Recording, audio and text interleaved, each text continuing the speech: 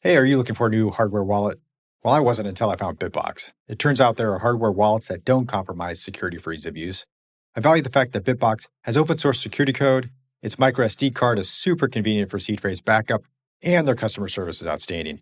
I know you're stacking during this bear market, so make sure you're storing your Bitcoin securely on their Bitbox 2 Bitcoin only edition wallet. Check them out at shiftcrypto.ch/progressive.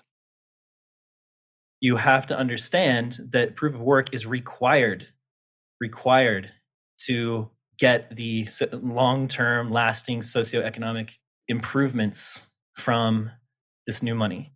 Proof of stake is just the same thing as fiat. It's easy money. It's in control of the hands of a few, right? Yes, it's out of the control of the government, although the government could pretty easily take control of a proof of stake system if they wanted to. But let's say like now Ethereum is ostensibly not in direct control of the government. There's some big stakers on the network now that largely control the entire network. And this is what proof of stake is. Proof of stake is just how much money do you have? You have the richer people get to control the consensus on the network. So the richer you are, the more votes you have. It's exactly the same system. So you end up centralizing with a small number of entities, whether they be state or private, and they will eventually easily collude and start censoring transactions and taking people out of the system and printing more money, and just like we have with the Federal Reserve now in the central banking system. Welcome to the Progressive Bitcoiner podcast, where we explore the intersection of Bitcoin and progressive issues. I'm your host, Mark Stefani.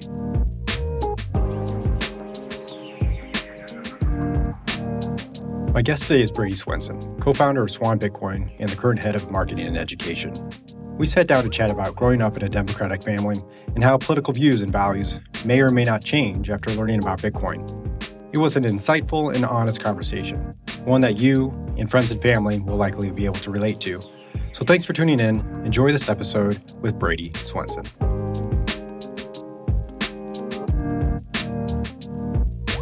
Brady Swenson, thank you so much for joining me on the Progressive Bitcoiner podcast. I'm delighted to have you. I'm delighted to be here, Mark. Thanks for having me. So this podcast has been a little off the cuff.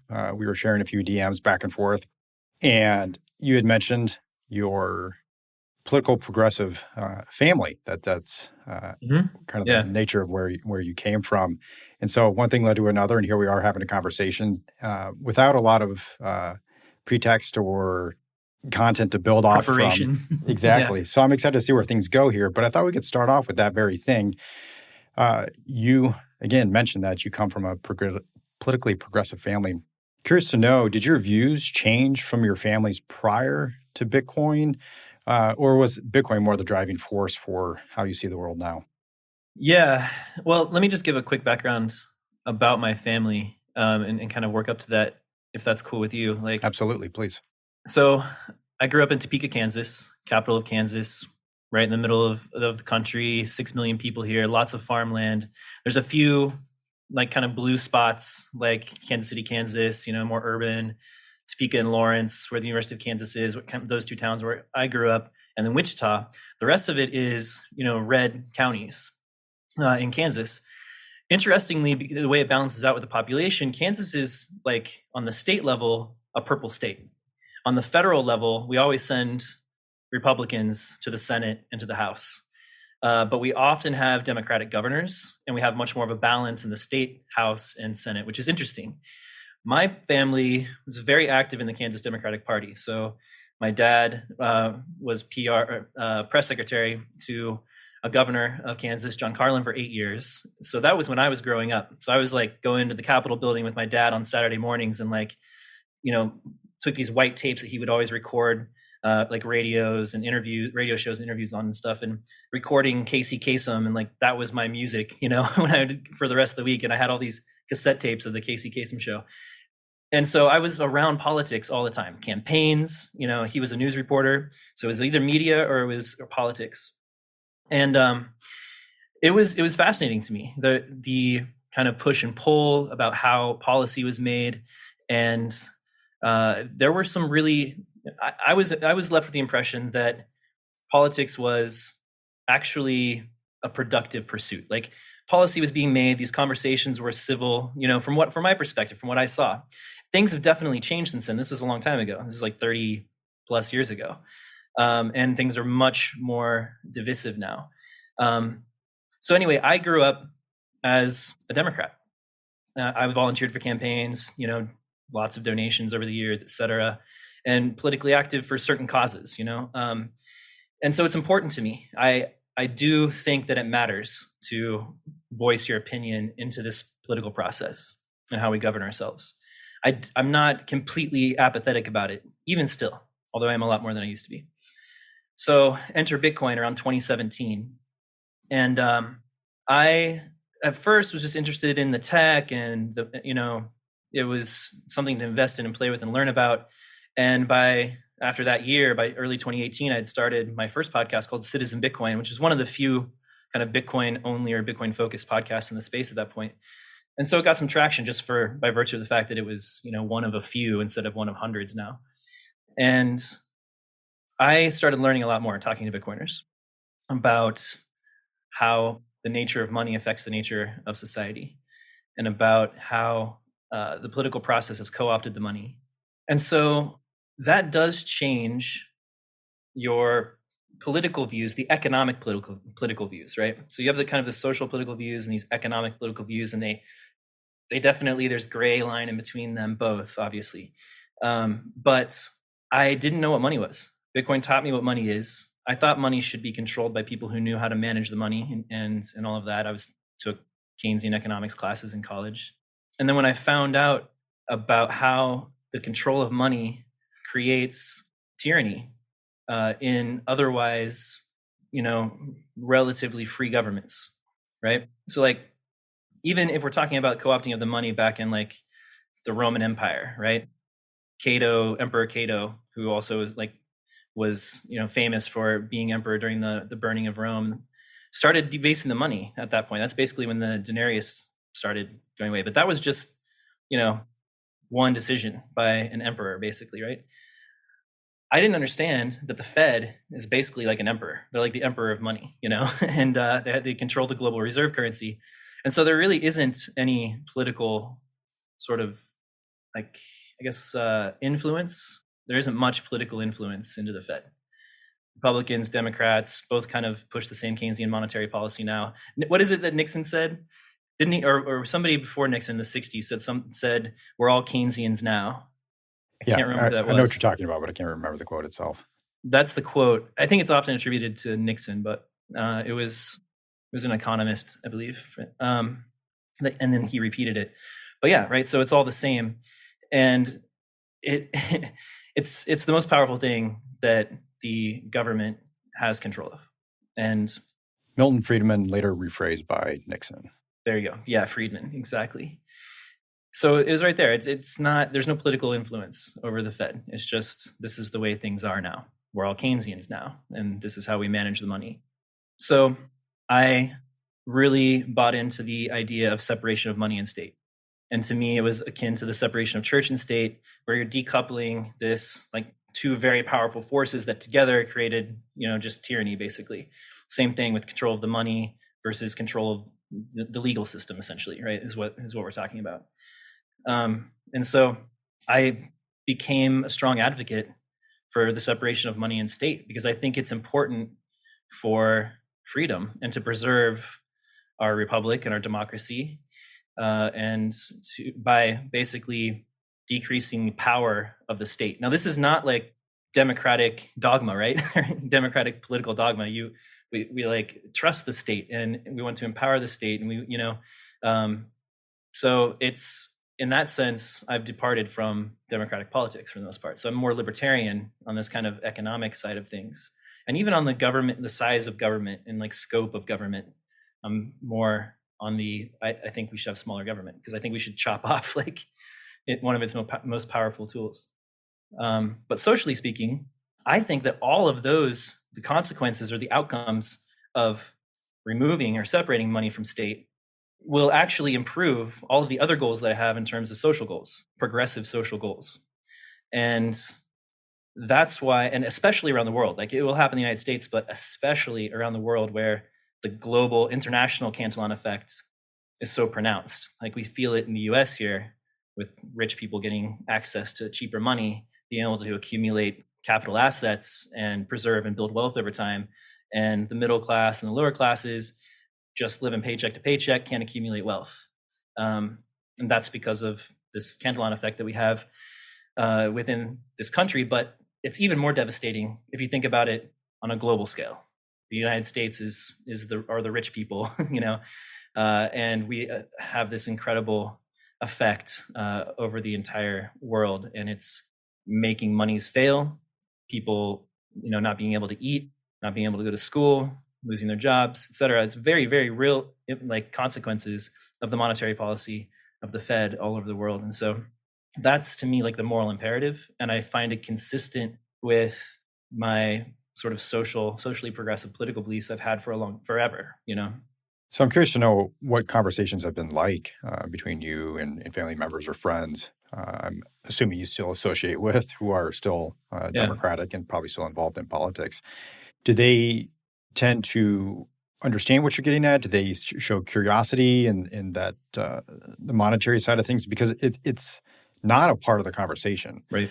that we have as Democrats. The money side is always kind of jumps straight to the social issues themselves and leaves out, well, perhaps this more foundational driver of those ills. So curious to know how this has played out in conversations with friends and family. Well, it's definitely been interesting. And I am at the stage now where I just don't really talk about it as much because it's been 5 years. And I've had those conversations with people coming, either me bringing it up like overexcitedly at every like hangout with my friends or family, Never. which is like the first year, right? Right. You just can't not tell people about this. You've made this discovery. But those conversations the initial ones were mostly interested, asking me questions about it. And they maybe give me a few minutes, of their attention about it. And then we just kind of move on and talk about something else. Right. So I haven't had many conversations lately, but I have had a few that have been much deeper. And people are starting to come back to me now, especially with like what's happening with inflation and looming. Well, we're in the midst of recession, a looming, much larger recession, and people are kind of wondering, like, first of all, like, are you okay? Is your company okay? Are you guys going to survive? Bitcoin dead? But then once I answer that question, they're like, well, why are you still doing it? Like, what's going on? I'm like, this is exactly why. This is why we're doing it. What you're seeing happen right now. And when I can get 10 minutes, like I just spieled for 10 minutes, and I can explain like there's money's broken and we have better money now that will help us fix a lot of problems that have been caused by the bad money. And, a lot of them are things you care about, like justice, social justice, economic justice, and freedom, financial freedom, which is a huge deal. So people are starting to get that. I have to highlight, and I don't know if he'll listen to this or not, but my brother, he's also very active politically. He studied political science. He ran for like student body president in college and has worked in campaigns and stuff as well. And he's a very diehard Democrat and just really hates Bitcoin. He thinks Bitcoin is just basically thinks it's evil. It's just like it's a terrible thing. It's going to boil the oceans. It's going to it's going to like chop the knees out of our governments and like take away a crucial power for them. And it'll, neuter the United States. And it's just a massive mistake. And he's very, very deeply convicted about it, just as I am deeply convicted about the other side. And so that's really interesting to me. And he and I were still friendly and like, whatever at family events, it doesn't feel awkward to me, but it's the first thing in my life that I've really fundamentally disagreed so vehemently with my brother about. And so that's an interesting thing. And that's going to happen. I think he'll probably, no matter what, think that Bitcoin has been a bad outcome 10, 20, 30 years from now. We'll find a way. There'll still be Bitcoin haters for sure. And I feel like he's going to be on the Bitcoin hater train for a very long time. If not because he actually believes it, maybe because he just doesn't want to lose. I don't know. I don't know. There's a little brother competitiveness going on or something. Yeah, that's hard, especially when it's a Yeah. family member. So I Yeah. sympathize. I was having this conversation with Scott Wolf in a previous episode, and I wonder to what degree individuals, speaking from the left, who have committed their lives, their careers to fighting for a democratic cause or progressive cause, probably with some increasing frustration over the years. Like you said, things would appear to function a lot different now than they did decades ago in your father's era. Mm-hmm. And so that futility, that Sisyphean task of trying to make change seems so much harder now. But then Bitcoin comes along and says, "Hey, I'm going to fix these things that you believe in, that you are fighting for." And I can't help but think that that might actually push people away who have been fighting their whole lives to try to accomplish those very things. Bitcoin comes Mm-hmm. along, and as Mm-hmm. Scott says, tries to eat your lunch with regard to uh, taking care of those things. Mm-hmm. And so I think there's a certain degree of empathy with that, understanding that that individual has been fighting for, has been committed to change, Mm-hmm. has been frustrated most likely with trying to affect change. Bitcoin comes along and says, "Hey, I'm going to do this." I suspect that there might be some pushing away and Mm-hmm. a turning away of something that you're now offended by. Do you think Mm-hmm. there's any component of that to your brother's sentiment? Yeah, I do. I think you're on point there. The interesting thing is that I want to try to help people understand on the progressive side is that we've been fighting against a lot of symptoms without understanding that they are symptoms of what I now believe and understand to be bad money. And it's kind of counterintuitive, or not counterintuitive, but unintuitive, to think that money can have such fundamental and profound effects on society and on individuals. The nature of money, until you really get down in that rabbit hole and start thinking about it, and the difference between a centrally controlled easy money versus decentralized fixed supply money, and its reliability, its trustworthiness, and I think it's also this instilling this idea of, well, personal sovereignty I think is an important factor in there as well, but also just this idea that you can transact with anybody in the world at any time is extremely freeing, and then the idea that you can actually build wealth with money instead of with assets, financial assets like homes or stocks. Right. And assets that historically many people that as progressives we care about have been locked out of. Exactly. Exactly. So that's the main problem, right? Is that you've taken away the store of value. That's not the main problem, but one of the biggest ones is you've taken away the store of value property of money, which means that people who don't have access to stocks and real estate and other wealth generating and preserving assets cannot generate or preserve wealth. And so, like right now, we're at 8% inflation. If I was trying to save up for a new car, down payment for a new car next year, I'm trying to save $2,000. I got to save 2,500 now all of a sudden, just because it's being eaten away over the next 12 months at that rate. And that makes a huge difference for people. $500 is, I think it's some in 60% of Americans can't afford a surprise $500 or $1,000 expense. So it's just it doesn't, like, it's so absurdly unfair, and we don't it's hidden. It's sort of hidden, and we also feel like we don't have control over it. Like there's no alternative. Like, what are we going to do? We're obviously not going to go back on a gold standard. It's never going to happen again. Gold's been co-opted completely. So yeah, there's been, if you did understand, like a gold bug or an Austrian economics adherent understood what was happening, but there was just no solution. And so now we have this thing that's resolving a lot of the symptoms that we're looking at with socioeconomic injustice in the world, that we can really fight for, and I think do a lot of good, more good than trying to address the symptoms with NGOs or volunteer work or whatever it is, which is still important and good. But I am now extremely motivated to strike at the root, and I think Bitcoin is the tool to do that. Exactly. Because you look at these social programs, or what are they attempting to do? They're attempting to fix an economic problem. Yep. Why is there an economic problem in the first place? Okay. Yep. Well, what if we can get a sort of value into these people's hands that is not prevented by, again, any type of bias, discrimination, lack of ID, et cetera, et cetera? Does that not solve the very reason why we needed a government intervention in the first place?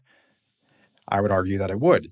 And in turn, again, I think the conversation gets a little bit binary, a little bit hyperbolic at times, that it's, maybe to your brother's point or concern that Mm-hmm. it's going to get rid of governments and it's going to destroy everything. Well, maybe no, but what if it offloads some of these programs? What if it removes them Yep. because they're not needed anymore, making government arguably more efficient, or Yeah. to be able to tackle more issues that are better served by centralized forces, or one could argue, Sure. military, et cetera. Yep. To me, that's often how I frame it, just because, again, as you've said, a lot of they're symptoms Yep. of an underlying problem, and throwing more money at it clearly has not been efficacious, let alone as effective as we would want to over the decades. And it's actually just, continues the cycle, Right. because we're printing money in a lot of cases to fund these government programs that are trying to address socioeconomic injustice. And I don't think, obviously there's many other root causes of these symptoms that we're seeing, and we will need government programs, safety nets, to catch those people who are inevitably going to be, victims of socioeconomic injustice, and from some other form, right? Some other cause besides the bad money. But like you said, I think you offload a ton of bandwidth, basically a ton of that. You open up a ton of bandwidth for the government, basically, because you're going to resolve a large portion of that. And yeah, I agree with that. And I think it helps the government become more effective, more manageable, more sustainable. It creates another check and balance against, let's say, the military industrial complex, which is a massive beneficiary of easy money, or the financial industry, which has metastasized to like 30% of this economy since we went to a fiat only system in 1971. Like our main export is the dollar. Like that, it's our money. Like we've offshored a ton of production. So we're now, dependent on countries that are more unstable than the United States, perhaps, or don't have the same values as the United States. So all of these are all of this is the result of fiat money, a fiat money system. And we would, I think, have a much stronger government and country without it. It would force us to be a better country. I think what you just said is pretty damn significant, and I can't recall actually seeing stated as bluntly as you just did, but it's very similar to the counterintuitive process of Bitcoin actually being good for the environment. Yeah. But Bitcoin can be good for the government. And I think that's a pretty profound way to put it, because I think in our opinions, that certainly could be true by the very reasons that we just mentioned. It's offloading all these programs. If people had more economic stability, what government programs would not need to be present? If those programs are not needed, what resources could those be then applied to for a better functioning government? I think is the question. That's fascinating and pretty significant. Yeah, I think I think if you think about it this way, our government's been living off of fiat money for 50 years, and it has made us weak. It's easy money, right? So it's easy to print more of it as an answer to a problem, or print more of it as an answer to a invented problem, because then you just go and like, I'm going to be able to raise money for this particular boondoggle, and it's going to be a lot easier because I don't have to raise taxes for it, right? And that's politically difficult. We can, the Fed will take care of it. The Fed, the biggest example of this is the Fed has very, obviously and out in plain sight, become a backstop for the financial industry, which, like I said, is metastasized to become something far beyond useful, right? Like they're like financial systems and financial products, et cetera, are useful to some extent to create liquidity and stuff like that in an economy. You need to have financial services. But these banks started, becoming investment banks, and they've sort of had rules to try to separate retail banks from investment banks, and they've kind of been broken with Glass-Steagall was repealed and then kind of half put back together after 2008, et cetera. But they figured out ways around this, and they're just doing all kinds of crazy gambling with everybody's money and rehypothecating until there's, 30, 40x leveraged or whatever it is. They're not right now, but they got up to some crazy high like that in 2008. And it's just, they're completely bailed out. I don't know of anybody who got jail time. There was one company that almost, like Bear Stearns, almost went out of business, but the Fed hooked up a deal and got them, bought on the cheap by Goldman Sachs, So Goldman Sachs came out of that beautifully. They bought their competitor for like pennies on the dollar and, made tons of money, like short selling and offloading toxic assets to all of their competitors in like the weeks leading up to the financial crisis. This is what I'm talking about. Like they're partners now, and it's no good for our government. It's no good for the country to be reliant on tax money from that kind of an industry, or reliant on, all of your important infrastructure, energy demands, food, daily goods, necessities that we use are being like produced offshore. If the events of 07, 08, 09 upset you, right? And yes, I don't know any progressive or Democrat that it did not. Yes. Bitcoin was a direct response to those events. This is like an Occupy Wall Street thing. Yes. Like Bitcoin was just being born right then, so no one really knew about it. But if we had Occupy Wall Street right now, everybody there would be Bitcoiners. Like if they weren't, but when they came to the protests, they would be before they left, because it's the answer to this shit. Yeah. So yeah, and that's the very thing that I try to get people to pause on. Like, this is what it was born out of, and if you align with your concern about what happened during that time, you should take a second look at what Bitcoin is trying to do. Yeah. But let's jump into that. Let's jump into the current event here, because I think it's one of the things that gets brought up with conversations with center-left individuals, is that they read the headlines and in turn often side with proof-of-stake systems that are believed to be better, quote unquote, whether that's through the environment or from some social good. When you're talking with individuals, whether on the right or the left, how do you compare and contrast Bitcoin with proof-of-stake systems as it relates to not just the economic elements, but also the social justice side of things? So first of all, like this is and this will be a large part of the conversation, because it is the most important debate in terms of, or let's say question, that a progressive will have about Bitcoin. And this was the last piece for me too. When I was really getting into Bitcoin, I was very concerned about the energy usage of proof of work. And I have discovered, well, first of all, I'll just start with this. Everything that we've talked about so far, like if you are starting to believe that the nature of money has a massive effect on socioeconomic justice in this world, then you have to understand that proof of work is required to get the long-term lasting socioeconomic improvements from this new money. Proof of stake is just the same thing as fiat. It's easy money. It's in control of the hands of a few, right? Yes, it's out of the control of the government, although the government could pretty easily take control of a proof of stake system if they wanted to. But let's say like now Ethereum is ostensibly not in direct control of the government. There's, some big stakers on the network now that largely control the entire network. And this is what proof of stake is. Proof of stake is just, how much money do you have? You have the richer people get to control the consensus on the network. So the richer you are, the more votes you have. It's exactly the same system. So you end up centralizing with a small number of entities, whether they be state or private, and they will eventually easily can collude and start censoring transactions and taking people out of the system and printing more money, and just like we have with the Federal Reserve now and the central banking system. Same thing. Doesn't change anything.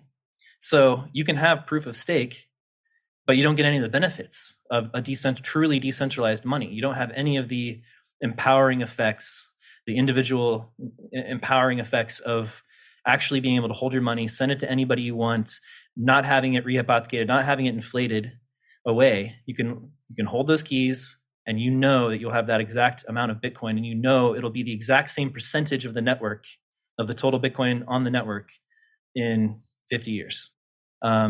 Proof of stake systems also don't follow, they don't prioritize decentralization. Obviously, so Bitcoin does, because Bitcoin knows that, and Bitcoiners know that that's the only way to preserve like the individual empowerment that a decentralized money can get you. So proof of work is simply running a bunch of hashes. It's a cryptographic math problem, right?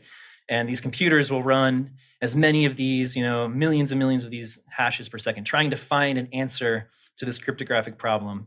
And it's like a needle in like a cosmic haystack. And that's, the more miners that come on the network, the harder it is to find that needle, or the bigger the stack gets. You can think about it either way.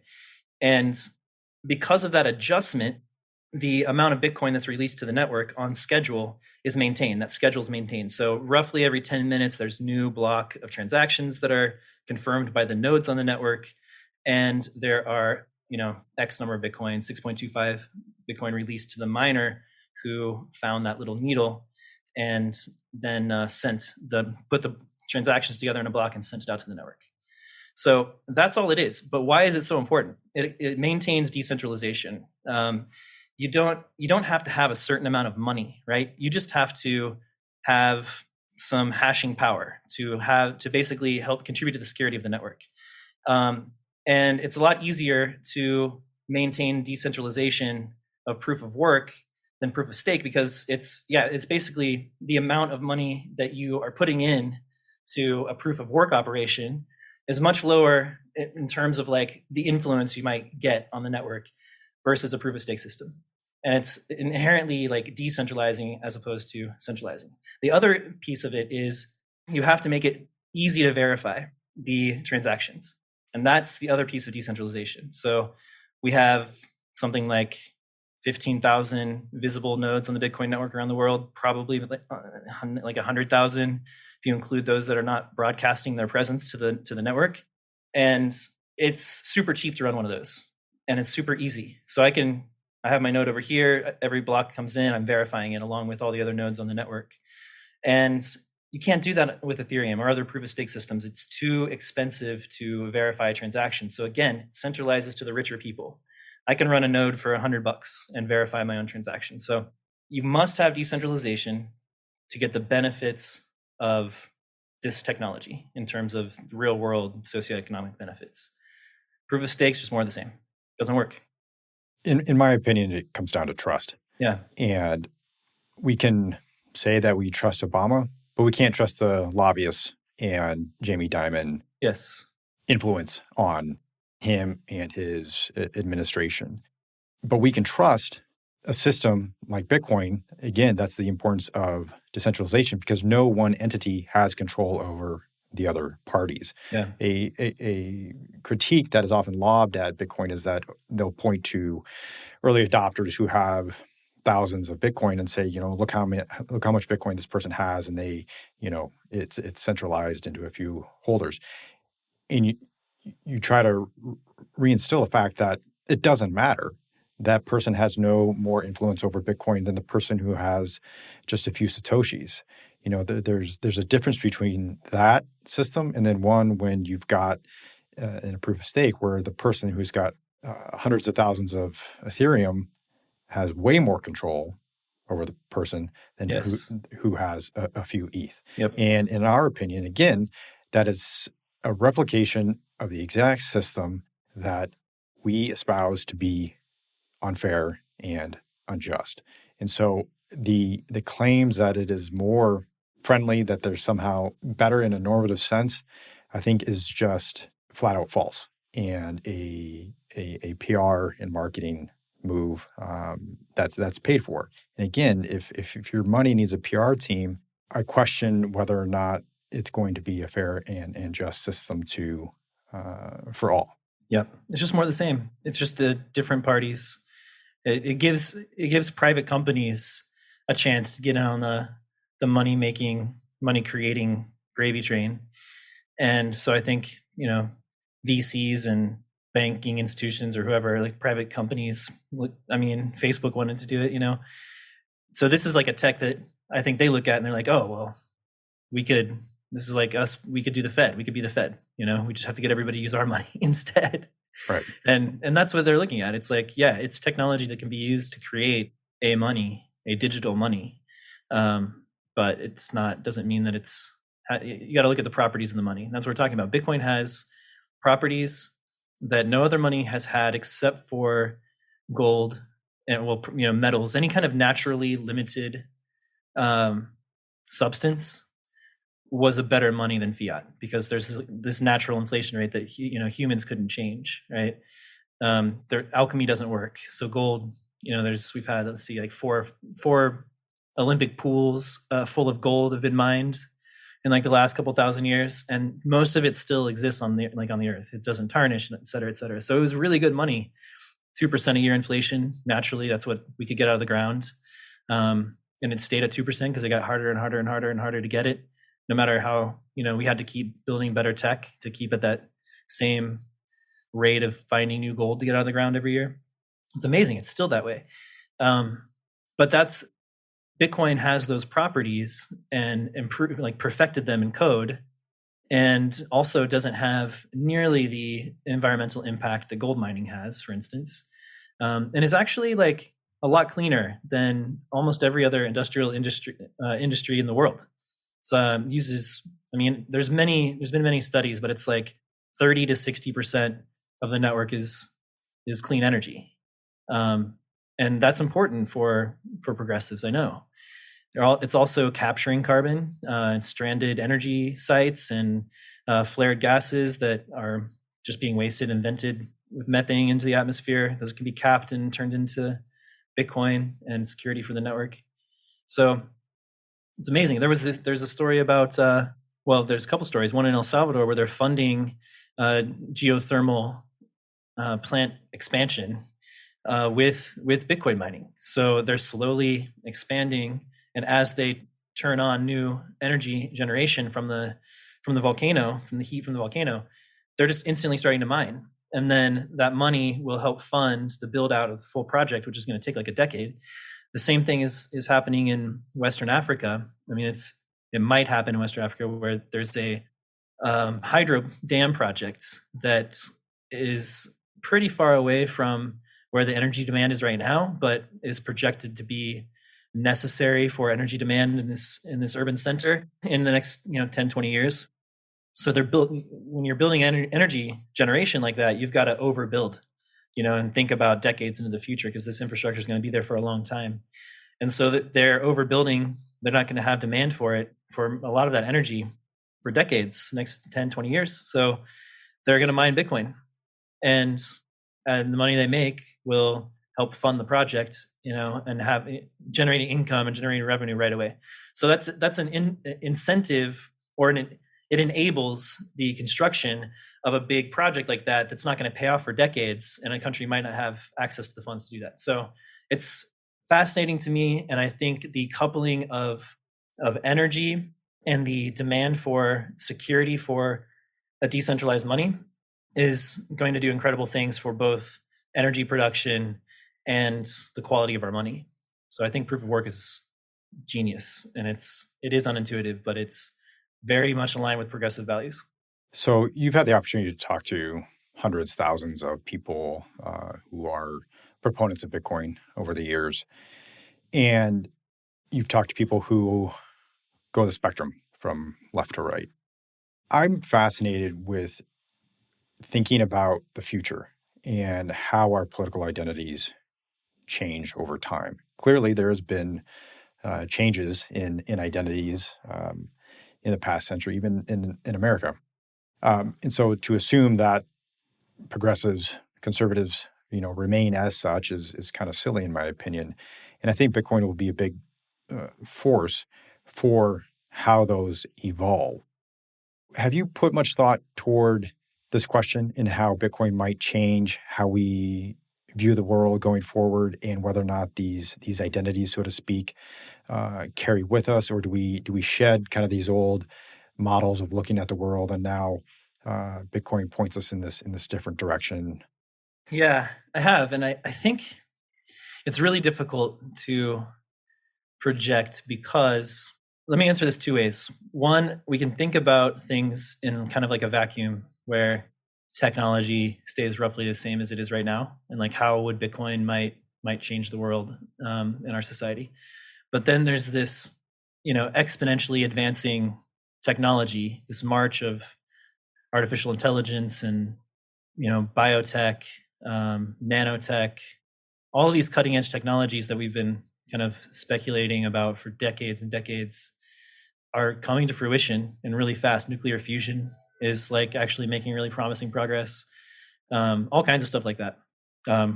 We're building giant spaceships now, private spaceship companies. So the future is like here, and that whole gradually then suddenly the x squared curve, like our brains just don't really grok it naturally. You have to really, really force yourself to try to conceive of like, x to the 10th or beyond is like really big numbers, and it's hard for us to understand. Like the cryptographic hash algorithm in Bitcoin Mhm. has more answers to any particular problem than there are atoms in the universe, right? So it's just like hard to understand that. I can't even grasp that number. So let me put all of that stuff, and I'll comment on that in a second, but let's just think like, okay, if things are sort of the way they are now, how could this better money change the world? I think that simple change of being able to actually save reliably and store your wealth and generate wealth with the money, which is what is supposed to happen. Like that's the way gold worked. It was both transactional and it was, wealth generating and wealth preserving at the same time. Our money now is just transactional, and it's actually wealth stealing. So that massive change allows the 95% of us that don't have access beyond like maybe a 401k to the stock market or other wealth generating assets, then that changes everything. And then I'm going to, instead of like, I've got to get rid of this money, or I've got to go get a payday loan and pay those guys 30% or something like that, right? Because I'm just living paycheck to paycheck and I can't save anything. Then you get a chance to start working your way out, and next generation, like this was the American dream, right? Was your next generation is going to be better off than you, and so on. You pay it forward. The millennials were the first generation for a long time in America where they were worse off than their parents. That's not a coincidence. So I think that little change will drive a much fairer economy. I think we'll all feel more together again, like we'll feel more a part of the same system that is kind of uplifting us in general together, as opposed to, pulling people down and lifting people up. So I think it'll feel less like there's big fucking winners and like a bunch of bad losers, poor losers. It'll be more like evenly distributed. Middle class will rebuild. I think the wealth income or wealth inequality will definitely come back down, maybe more to where we were in like the 50s or 60s or something like that. And I think it'll just make the world a nicer place to live, to be quite honest. So I think it'll be good in general. And then if we look forward to what's actually happening now with all the tech and stuff, it's impossible to predict now, because there is this singularity coming where, when is, like, you've seen Midjourney, right? And these other artists, like art AIs, absolutely incredible. So you start to feel like you're on the verge of some, if it hasn't happened already, birth of conscious AI. What happens then? What happens when we reach escape velocity on life extension? So we're literally adding a year onto the expected life of a human every year, and then it's a year and a month, and a year and 2 months, and so it just escapes until maybe you could live forever. Maybe you can clone your body and replace it, and remap your brain on a cloned body with nanotechnology. All of this stuff is like happening, and it's accelerating, and it's all self-reinforcing. So I think, like Jeff Booth talks about this in his book, The Price of Tomorrow.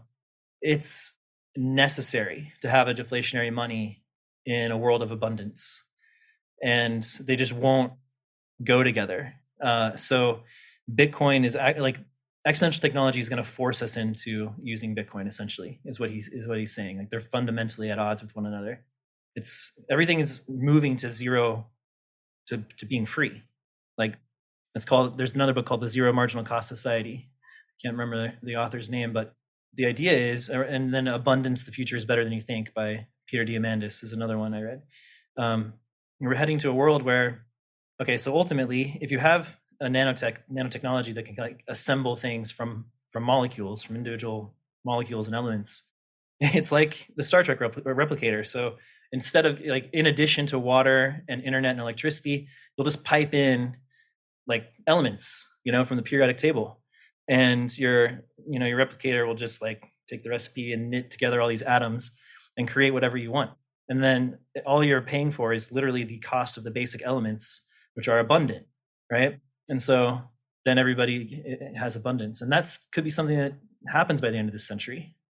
So it's a massively changing world that we're moving into. Bitcoin's going to be a major force for good, but there's also a lot of technology out there that can be a major force for good and bad. It's going to be an absolutely, humans are not made for this. We're living in this very fascinating moment where it's like the elbow of that asymptotic growth. And we've gone slowly like this from, 10,000 years ago at the advent of agriculture to this part where we're just like spiking way off the charts with artificial intelligence and whatever, so it's a crazy time to be a human, but it will mean that we need progressives to advocate that much harder for our values, and so they're not lost and they're embedded into this like new, much more technological world that we're in the midst of and continuing to barrel forward. So, well, we're coming to the top of the hour here. So I'll ask you my final question. Yeah. And that's, what gives you hope? Bitcoin definitely gives me hope. I was quite pessimistic about a lot of things, and Bitcoin changed that for me in a lot of ways. Our government being hopelessly broken, like not hopelessly, but I was getting more and more hopeless about being able to fix our government. I was really pretty hopeless about privacy. And I also was bored. Just and Bitcoin really lit this sort of flame of curiosity again for me, and it's still burning extremely hot right now. And this is sort of the cause of the rest of my career, and so that's given me a lot of hope, just on a personal level. And then I think just another thing that Bitcoin's given me is a lot of new good friends, and so I think the network that I'm building of kind of these early Bitcoin adopters gives me hope, because in the future, I think that network will be incredibly useful for a lot of things, getting a lot of different things done, and including just being happy and having people in my family's life that I think are uplifting and edifying people. So the people in this space are really amazing. I've been blessed to meet so many amazing people, and our mutual friend Brandon Quittem is one of my absolute favorites. He's become like a brother to me over the last few years at Swan, and so Bitcoiners give me hope. Bitcoin and Bitcoiners. I love it. Bitcoin has been your call to action that I think for many of us has been absent for years. Yeah. Yep. Well, wonderful. Tell the listeners where they can find you in Swan. Yeah, I am at Citizen Bitcoin on Twitter, and I am the co-founder and head of marketing at Swan Bitcoin, swanbitcoin.com. And we're also throwing a big party out in LA, November 10th and 11th, called Pacific Bitcoin, pacificbitcoin.com, if you want to come and hang out with a bunch of hope-filled Bitcoiners. Perfect. Well, I appreciate it. I hope Thanksgiving with your brother goes well. Send him some of my episodes in the meantime. I will. I'm gonna try to get him to listen to this episode.